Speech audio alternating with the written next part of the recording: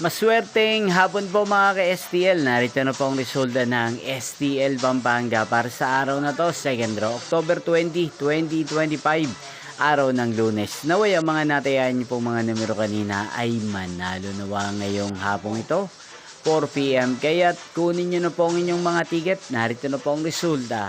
Ang mga numerong nanalo sa STL Pampanga ngayong hapong ito, October 20, 2025.